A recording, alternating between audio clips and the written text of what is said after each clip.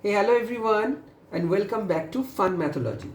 Today we'll learn how to represent fractions on a number line, right? And step by step we'll learn it. So this will help you to compare and understand fractions much better.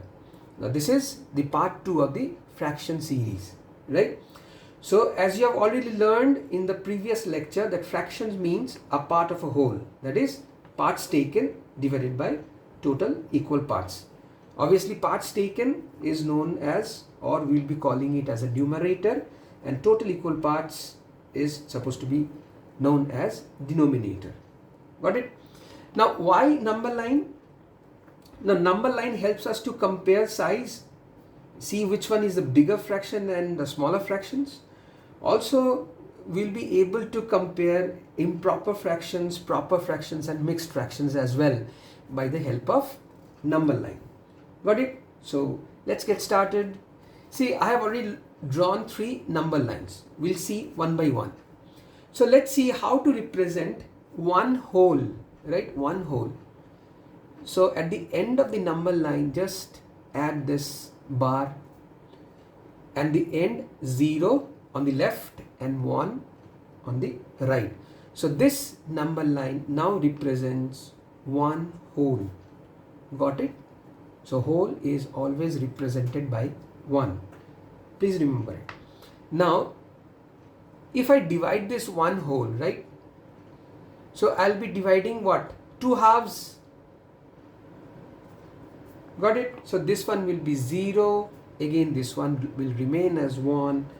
And this one will be half, 2 halves, right? So this one will be also can be written as 2 by 2. So 0, 1 by 2, this is 2 by 2 is 1, right? So this is known as 2 halves. Got it? Let's come to the third one. So again, if I divide this into 2 halves and this into 2 halves, what will we have? So we will be seeing 1, 2, 3, 4. So there are 4 parts now, right? So let's write 0 here and 1 here. And there are 4 parts. So this one will be written as 4 by 4. So total number of equal parts is 4. So this is the first part. So we'll write 1 by 4. This is the second one. So 2 by 4. This is the third one, 3 by 4. And obviously this will be 4 by 4 equal to 1. So we will call it as 4 1/4, 1/4, 4 1/4, right? Or we'll be calling it as 4 quarters. Got it? Now let's see if you get a problem as you need to represent 5 by 6, right? 5 by 6 you need to represent on a number line. So let's now learn step by step how to do it, right? So take a scale and draw a horizontal line. So take a scale and draw a horizontal line. So we'll draw a horizontal line here. Got it? So at the end draw these 2 bars as usual. Got it?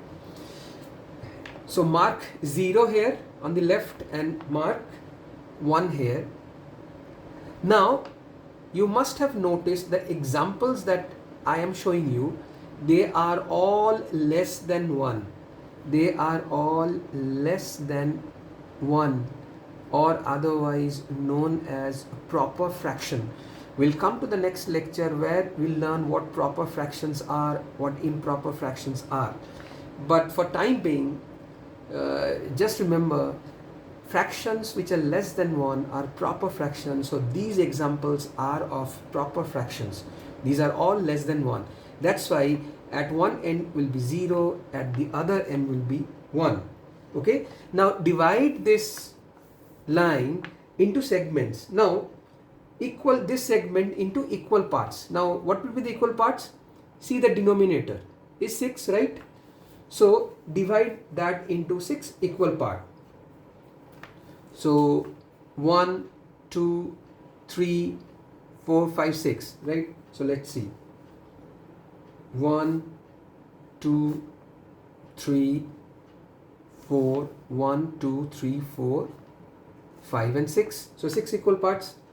So this is the first part, 1 by 6. This one will be 2 by 6. This one will be 3 by 6. This one will be 4 by 6. This one will be 5 by 6. And obviously this one will be 6 by 6 or 1. Got it? Now how to represent C? So second step would be to, equally divide this segment into total equal parts that is given in the denominator. So in the denominator there is 6, so divide it into 6 equal parts. Now in the numerator is 5, so here is 5. So try to represent with a different color. So I'm using red here. So this one from 0 to this one will be 5 by 6. So this is how you represent fractions on a number line. Obviously I have represented all the fractions which are less than 1. Got it? Now there can be fractions, as I told you, which are greater than 1. So which are called as improper fractions or mixed fractions. So let's see another example. Let's see 3 by 4. So this is greater than 3, you can see. We'll definitely explain why this fractions look as 3 by 4.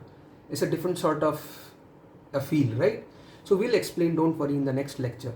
But for the time being, let's see the fraction is 3 by 4, which is greater than 1. So this is a fraction which is greater than 1, 3 by 4, right? Very simple. Draw a line. So draw a line here, got it? So at the end, give 0 here, and obviously, so 3 by 4, so more than 3 is 4, so we'll keep 4 here, got it? Now let's divide this into 1, 2,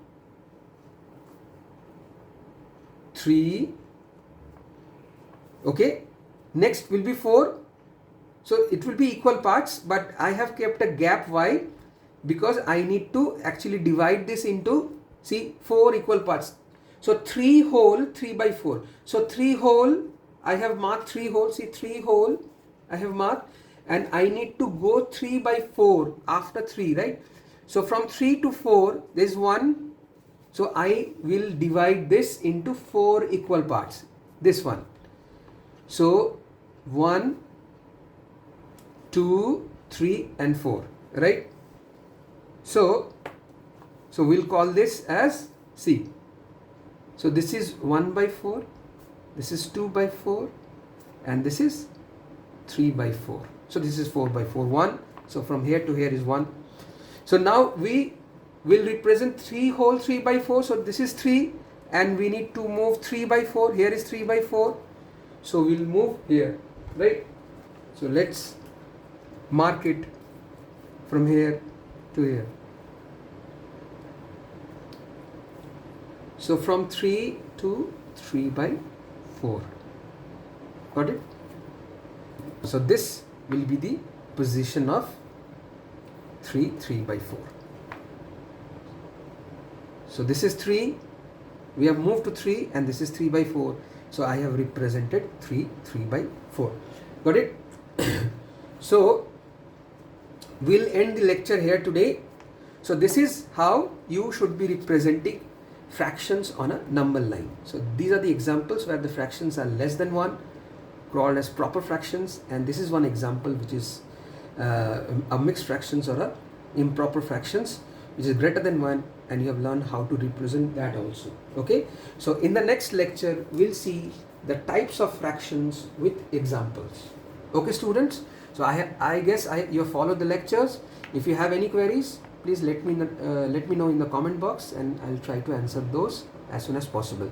Okay students, thanks for watching. We'll meet soon. Bye bye.